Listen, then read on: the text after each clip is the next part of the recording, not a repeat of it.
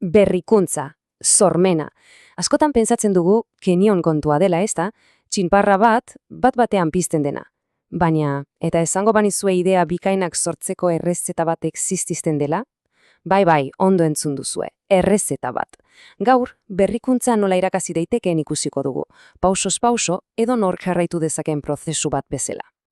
Eta horixe da, hain zuzen ere, gaurko galdera nagusia.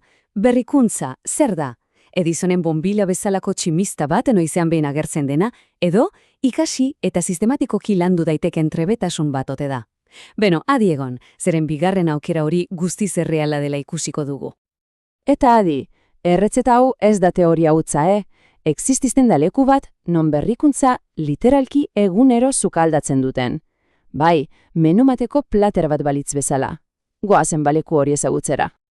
Gasteizko Gamarrako Ostalaritza eskolaz ari gara hain zuzen ere. Pentsa, hemen ikasleak ez dira esertzen musen zain, ez jauna. Hemen ikasten dute inspirazioa nola bilatu, nola sortu, eta garrantzitsuena nola gauzatu. Ez da magia lagunok, metodoa da, eta horrek sinesti dena aldatzen du.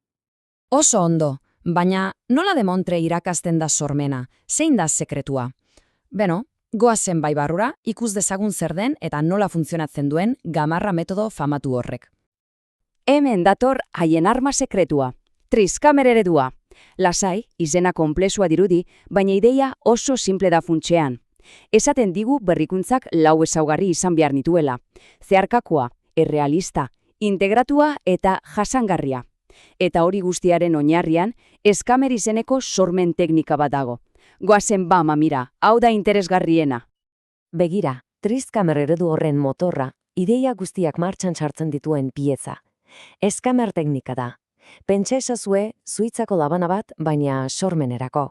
Arazoa konpontzeko eta ideiak sortzeko balio duen tresnakutxa bat. Eta zer da eskamer? Bueno, funtzean, 6 aditzez osatutako joko bat da. Hori da. 6 galdera simple, gure inguruan daukagun edozer gauza hartu eta hobetzeko diseinatuak. Prest? Goazen ba, banan-banan ikustera, adibide praktikoekin oso erraza da. Az gaitezen lehenengoarekin, ordezkatu. Oso simplea da. Pentsa ezazu zure produktu edo prozesu baten edozein elementutan. Zer ordezkatu dezakezu zerbait hobea lortzeko? Hemen, adibidez, azukrea alternatiba osasungarri batekin ordezkatzen dute. Baina izan liteke material bat, energia iturri bat, edo zer. Bigarrena, konbinatu. Aizu, hemen hasten da benetako magia. Pentsa DJ bat zarela, baina ideiekin jolasten. Zer gertatzen da bi kontzeptu alto eta nahasten baditugu? Sukaldaritzan adibidez euskal tradizioa eta asiako teknikak batzean, sorkuntza ikaragarriak lortzen dira. Goazan hirugarrenarekin. Egokitu. Badakizue Picassok zer esaten zuen, artista onak kopiatu egiten duela, eta artista handiak lapurtu. Beno, ideia horixe da funtzean. Nola har dezakegu beste arlo batean primeran dabilen zerbait, 3D inprimaketa adibidez, eta gure eremura ekarri. Kasu honetan, postre personalizatuak egiteko. Ez da txarra, Laugarrena, aldatu edo hobetu. Batzuetan, iraultza ez dago zerotik hasi beharrik, xehetasunetan baizik. Nola har dezakegu existitzen den zerbait, menu bat bezala, eta pixka bat aldatu. Paperezkotzati aspergarri hori. Nola bihurtu esperientzia digital interaktibo batean. Bosgarrena, ezabatu, kontuz, berrikuntza, ez da beti gauzak jeitzea. Askotan, kentzea da gakoa. Pentsa eskultore batean. Soberan dagoen guztia kentzen du, benetan garrantzitsua dena azaleratzeko. Hemen, ontsiak kentzen dituzte. Zer lortzen dute? Prozesuak simplifikatu, kostuak murriztu eta bide batez planeta zaindu. Ez da gutxi. Eta azkena, berrerabili edo birdiseinatu. Hau da, zaborra deitzen diogun horri, beste begi batzuekin begiratzea. Nola eman diezaiokegu bigarren bizitza bat ondakin bati. Sormen zirkularra da azken finean. Eta honekin badaukagu gure eskamer tresnakutxa, 6 modu simple galdera egokiak egiteko. Ikusi luzue, ez da hain zaila. Oso ondo. Orain, kuadernoa ideiaz beteta daukagu. Baina, denok dakigu zein den arazoa, ezta? Nola bihurtzen ditugu ideia horiek errealitate? Ze ideia bat izatea nahiko erraza da, baina gauzatzea hori beste kontu bat da. Eta horretarako prozesu bat behar da. Eta Gamarrako prozesua begira, lau urratz sinpletan labur biltzen da. Lehenik, ulertu. Aterakalera eta entzun-txendearen benetako arazoak zeintzuk diran. Bigarrenik sortu. Erabili eskemer eta bota aliketa ideia gehien. Gero, probatu. Ez itxaron produktu perfektua izan arte. Erin prototipo azkar bat eta erakutsi txendeari. Eta azkenik, partekatu. Hartu feedback hori, hobetu eta erakutsi munduari. Ez da prozesu lineal bat, etengabe ikasteko ziklo bat baizik. Baina, itzaron, sortu fase horretan, ideien artean nola aukeratu onena? Hemen tresna txiki baina oso potente bat erabiltzen dute, NUF matrizea. Ideia bakoitzari 3 galdera egiten dizkiote besterik ez, bat, berria da, 2, erabilgarria da, eta 3, eta garrantzitsuena, egingarria da? Horrela ziurtatzen dute denbora eta baliabideak benetan merezi duten proiektuetan jartzen dituztela. Teoria oso polita da, bai, baina honek funtzionatzen aldu praktikan. Mundu realean? Beno, erantzuna baietz da, eta modu ikusgarrian gainera.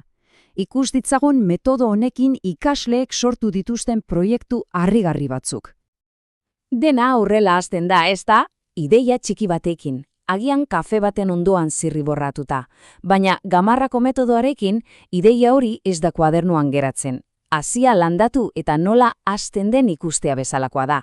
Ikustezagun bada zer frutu eman dituen. Eta hemen dituzue emaitzak. Eta adi, hauek ez dira ariketa teorikoak, Benetako arazoentzako benetako soluzioak dira. Mugikortasun arazoak dituen jendeari jaten laguntzeko majaitresnetatik hasi, eta jaten dugunaren jatorria ezagutzeko etiketa adimendunetaraino. Honek erakusten du metodo on batek sormena askatu eta mundua hobetu dezakela, benetan. Eta badakizuet zer den honena? Metodo hau ez dela gamarrako ikasleentzat bakarrik. Errezeta bat da, eta errezeta guztiak bezala zuk ere erabil dezakezu. Zure sukaldean, zure bulegoan, edonon. Ikus dezagun nola. Begira, gamarrako prozesu osoa 3 urratz simple hauetan laburbildu dezakegu zuretzat. Bat, arazo bat aukitu. Begiratu zure inguruan, behatu, izan jakingura. Zer hobeto daiteke? 2. Eskamer galderak egin. Hartu arazo hori eta hasi jolasten. Eta ordezkatzen badut, eta konbinatzen badut. Eta 3. Ideia honena aukeratu. Erabili NUF bezalako irizpideak. Berria da, erabilgarria, egingarria, hori da guztia.